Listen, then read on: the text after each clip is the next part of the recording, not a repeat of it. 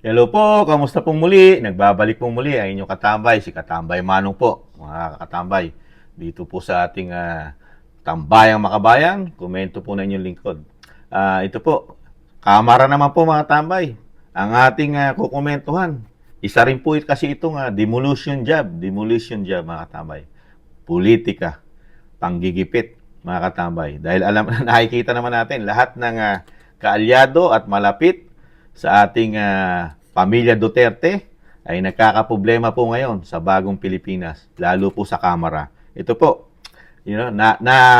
nanatili sinasabing na side in contempt ang ating ang dating Secretary Roque sa Kamara, mga katambay. Ito po, pakinggan natin ang balita at komentuhan natin kung ano po ang ginawa ng Kamara. Ito po nung nakaraang araw pa ito mga katambay, pero tutok po dito ang mainstream media, mga katambay. Pinagtibay ng House Quadruple Committee o Quadcom ang mosyon na i-cite in contempt si Attorney Harry Roque, dating presidential spokesperson ni dating Pangulong Rodrigo Duterte. Inihain ang mosyon ng Kabayan Party List Representative na si Ron Salo. Bunsod ito ng umano'y pagsisinungaling ni Attorney Roque sa dahilan ng hindi nito pagdalo sa kauna-unahang public hearing ng Quadcom noong August 16 na kalipas na Biyernes. Batay sa excuse letter na isinumite ni Attorney Harry Roque, hindi ito makakadalo sa pagdinig dahil may dinaluhang hearing sa korte. Gayunman, nakakuha ng certification ang Kamara mula sa Clerk of Court ng isang regional trial court sa Manila na nagpapatunay na wala itong hearing na dinaluhan noong August 16. Considering that former Secretary Attorney Harry Roque has lied to this committee, that amounts to disrespect on the members of this committee, which is contemptible under Section 11E of the rules of this House of Representatives on inquiries in aid of legislation. I therefore move, Mr. Chair, that he would be cited for contempt by this committee. Ayon kay Roque, honest mistake ang kanyang nagawa dahil iniisip nitong Huwebes ang schedule ng pagdinig at hindi Biyernes. Humingi rin ng paumanhin ang abogado. It was an honest mistake, Your Honor. I have also been a member of this chamber. We don't hold hearings on Fridays. So when I saw the notice of hearing, I assumed that just like the first and the second hearing where I attended, that it would be on a Thursday. And that is true, that I had a hearing both in the morning and in the afternoon. By the time I realized that it was a Friday and there was in fact a hearing, it was also close already to lunchtime, and the hearing was in Pampanga. So I apologize for the honest mistake, but the truth of the matter is, I have been here on Thursdays, so 2 hearings already, and I just assumed that just like in the past, where we don't hold hearings on a Friday, that the hearing would be on a Thursday. Gumugol ng higit 1.5 oras ang diskusyon ng mga kongresista kaugnay ng issue. Subalit sa huli, pinagtibay ng House Quadcom ang pag-cite in contempt sa dating Duterte administration spokesperson. Considering that he's appeared multiple times, and I think the biggest issues are the substance of his various resolutions. It would be counterproductive, I think, to cite him in contempt. This committee should be fair to everyone. Well, in fact, kasi as I've heard, the statement coming from Co-Chair Abante that former Secretary Harry Roque has already publicly apologized. But the same is true with all other. Tigilan na po natin yan. Ito mga kapita-pitagan natin. Alam naman natin kung saan patutungo yan. Di ba nga, sabi nga ni Vice President Sara Duterte, iba na po ngayon ang gobyerno ng ating bansa. Di ba? Dahil nakita niya na po, pagka ang power ay nakabalik na sa'yo, ayaw mo nang pawalan. Talagang nagiging greedy ka na. Power, may kasama pa daw sinasabing kahiligan sa droga o cocaine at syempre, pera, mga katambay. Ito po, parte po ito, komento ni Kamanong at marami nagsasabi natin kababayan na demolition job po. Ang nangyayari po dito sa sinasabing mga hearing na ito. Di ba? Lagi ko sinasabi, pag-aaksaya lang ng pera ng bayan ang ginagawa nilang hearing. Katulad po nito, kaya Attorney Harry Roque, nakulong pa siya sa Kongreso, mga tambay. Pero hindi naman magtatagal yan. Lalaya rin yan. Palalabasin din yan. At baka lalabas na yan, mga tambay. Hindi po pwedeng makulong siya na matagal dyan. Dahil una-una, hindi naman bilangguan ng Kongreso. Di ba? Saka isang magaling na abogado at international lawyer. At ito po kasi lawyer siya po ang tumatayong lawyer ni dating Pangulong Duterte, lalo po sa usapin, yung sinasabi international lawyer. Kasi di po ba pinupukol po ang dating Pangulong Duterte ng ICC, International Criminal Court. Siya po ang tatayong abogado ron. Di ba? Kaya may logic po yan eh. Kaya gusto nilang gipitin. Gipitin ang senador, ang Attorney Harry Roque. Di ba? Meron po kasing, meron po, pag pinag-aralan mo yan mga tambay, kaya nila pilit na hinihiring at ginigipit ang isang Harry Roque at talagang itinutugma pa sa Pogo, di ba? Pogo issue. Sa Pogo issue po yan eh, dinidikit talaga siya na involved, na siya yung pinakamalaking tao dyan sa Pogo. Na sinasabi nga ni Kamanong, magmula nung panahon ni Pangulong Duterte, slide lang natin, di ba nung panahon ni Pangulong Duterte, nagamit ang Pogo, yung pera ng Pogo, nalilikom dyan, nagamit sa pandemya. Pero hindi naman na-continue yan hanggang 2024, hanggang ngayon. Kasi iba na ang Pangulo ngayon. Noong 2022, iba na ang Pangulo. Nagka-problema na yung Pogo dahil sinasabi nga ni Kamanong, di ba? Meron kasing pyramid na yan. Di ba? Nung pumasok na po, iba na po ang humawak. Naging pyramid na po yan. Naging sinasabing pinagkakakitaan na yan ng mga malalaking politiko sa ating bansa. Komento ni Kamanong. Hindi naman po pwede isang mayor lang masangkot dyan. Yun yung sinasabi nga ni Kamanong. Maraming nakikinabang dyan. Kaya lang, ginagawa nga political demolition yan. Di ba? Dahil nga, isasangkot ang sinasabing nakadikit o pamilya Duterte sa Pogo.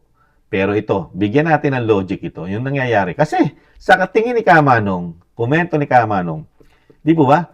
Yung issue ng ICC, di ba? Yung issue kasi ng ICC, gustong-gusto na nilang papasukin sa Pilipinas para iserve daw yung warrant of arrest sa Pangulong Duterte. Di ba? Komento ni Kamanong, pamalian nyo si Kamanong, yung logic ko. Di ba? Yung logic ni Kamanong. Kasi ang logic ko dito, ang tumatayong abogado dyan, si Attorney Harry Roque. Di ba? Lalo sa usapin sa International Court. Dahil alam naman natin ang expert ni Attorney Roque ay international. Abogado po siya na international. Di ba? Pero kung gigipitin mo Attorney Harry Roque, at darating, for example, darating ang ICC. Sino po ang abogado? Ang abogado po ay nakakulong at ginigipit po ng kamera. Di mo ba? At binibigyan ng mga patong-patong na problema. Sa kamera pa lang, ha? Wala pa sa korte, ha? Hindi nila sinasampa sa korte yan. Di ba? Sa kamera pa lang nila binibigyan ng problema. You know?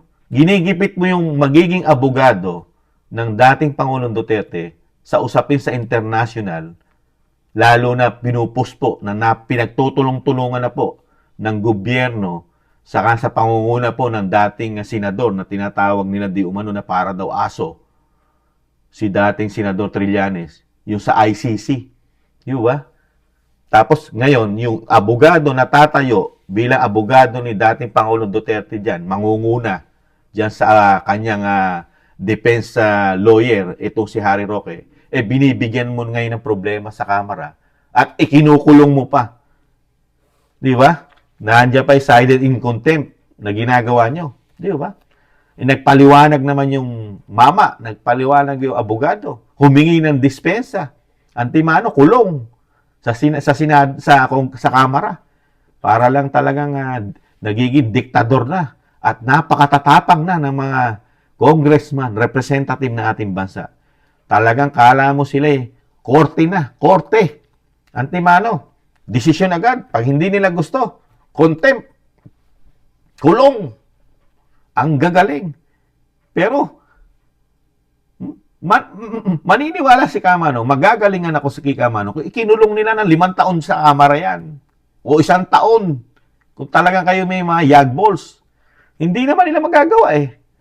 Dahil babalikan sila ni Atty. Harry Roque dyan. Kung patagalin siyang ikulong dyan, ni hindi pa nga umuusad sa korte yan. Wala pa isinasampang kaso. Wala pa kayo napapatunayan.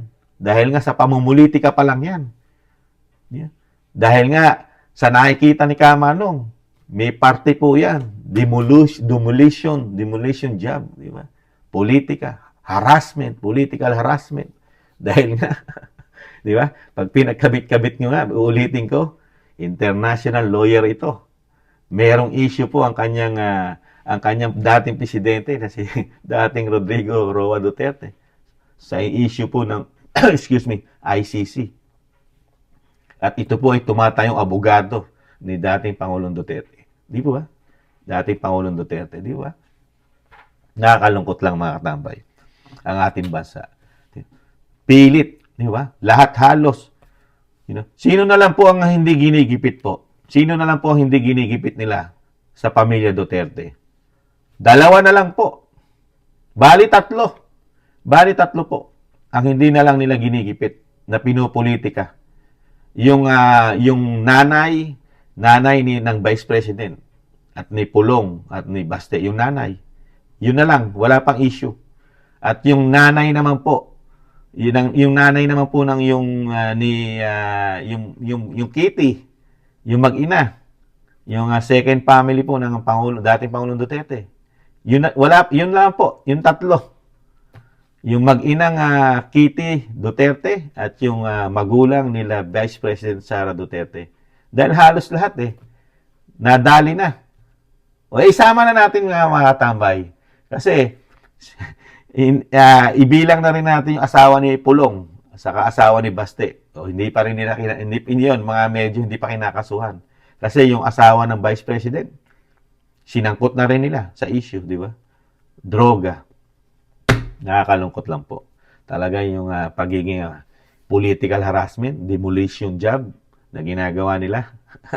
Pangharas. Kahit sabihin nyo, pabanguhin nyo pa. Hindi naman kapakipakinabang yan, mga sir, mga congressman, mga representative. Tingnan nyo po yung problema ng mga distrito nyo. Ano ba problema ng distrito nyo na makakatulong po sa mamamayan, sa mga distrito nyo? Mga congressman, mga representative. Ibigay nyo na po yung mga kaso na yan sa korte para po may magawa kayo sa mga distrito nyo. Mga kapitapitagan. Mga congressman, mga representative, mayaman po ba ang mga distrito nyo? Mura po ba bilihin doon? Mataas po ba sweldo? Napakalaki na po ba ng sweldo ng mga distrito nyo? At hindi na po kailangan na kayo'y gumawa pa ng paraan para po makatulong kayo sa mga nasasakupan nyo, mga kapitapitagan. Marami na po ba kayong nagawang mga basketball court doon? At mga kilalaki nyo po mga litrato, mga tarpaulin. Ipalaminate nyo na po. Momento ni Kamanong. Trabahuin nyo na po. Malapit na po halalan. Kailangan na po na malalaki yung larawan doon. Malalaki yung mga picture. Di ba? Next year po, halalan na, mga kapitapitagan. Baka akala nyo, makapagpapataas po ng kredibilidad nyo yan. At babango kayo sa mga nasasakupan nyo. Mga distrito, mga congressman. Baka akala nyo, kaya ingat-ingat din po. Iba po ang Duterte. Iba po ang karisma ng Duterte sa mga Pilipino. Baka imbis na kayo mahalin ng inyong mga kadistrito, mga congressman, mga representative, baka kayo kamuhian at isuka na sa ginagawa nyo yan sa mga Duterte. Komento ni Kamanong, baka kayo lalong hindi makabalik sa pwesto sa ginagawa nyo yan. Kasi nag-iisip din ng taong bayan. Aba, itong congressman ko, ang tinututukan lang. Puro hearing. Yung distrito namin, naghihirap. Ang daming problema. Ang daming sira-sira. Walang budget. Walang progresibo ang aming distrito. Ano kaya ginagawa ng aming congressman? Ayun, nasa TV. Nasa TV, oh. Panay ang hearing. Panay ang hearing. Ganon. Hindi naman tayo naghalal ng representative para maging abogado, para pumasok sa isang korte. O sinasabing sa NBI natin pinasok para mag-imbestiga. You know? Para hatulan, humatol sa sa Kamara. Nakakalungkot lang pa. Naghalal po tayo ng isang representative ng ating syudad, sa ating probinsya, na makakatulong sa progresibo ng ating distrito. Paano makakatulong ng isang congressman o isang representative para yung pangangailangan na nahandun lahagi, puro hearing, mga katambay. Ibang klase na ang ating representative. Ibang-iba po sila. Nung panahon po ni dating Pangulong Duterte, nagtatrabaho po sila. Kasama po sila sa programa na pag-unlad ng ating bansa. Kasama po sila sa mga build ni dating Pangulong Duterte. Di ba? Napapakinabangan po sila. Pati po ng kanilang distrito. Mga proyektong kapakipakinabang. Ngayon po, 2 taon na po. Ano napapakinabang natin dito sa mga representative natin? Kasama ng party list ng Makabayan Black. Ano, komento ni Kamanong, meron ba? Puro pamumulitika po ang ginagawa nila. Kayo po mga Pilipino. Tayo po mga Pilipino. Kayo mga Pilipino, mga tambay. Ano po masasabi nyo? Di ba? Demolition job. Di ba? Kasama po. Kasama po ito sa pyramid ng demolition job. Di ba? Mga tambay. Para lang matugma o malakip sa dating Pangulong Duterte. Pati ang abogado ngayon na si Atty. Harry Roque, pilit idinidiin sa issue ng Pogo na hindi na sila ang may control ngayon. Iba na po ang may control ng Pogo. Iba na. Di ba? Ganun talaga. Muli po si Katambay Manong sa mga walang kakwenta-kwenta pinagagawa ng Senado at Kamara na dapat ay hindi na silang gumagawa nito kasi ito ay isang napakalaking paglulustay ng pera ng bayan, ng mga taxpayer. Inuubos ang milyon-milyon sa mga hearing na hindi naman sila ang karapat-dapat na gumawa nito. Meron po tayong korte. Yun lang po. Muli po mga tambay, maraming salamat po sa naagusto po ng ating napakalit na channel, Tambayang Makabayan, at sa mga nagla-like, share, and subscribe, at sa mga comment nyo po. Maraming salamat po mga tambay. Sa muli po, paalam, bye-bye, ingatan na ba.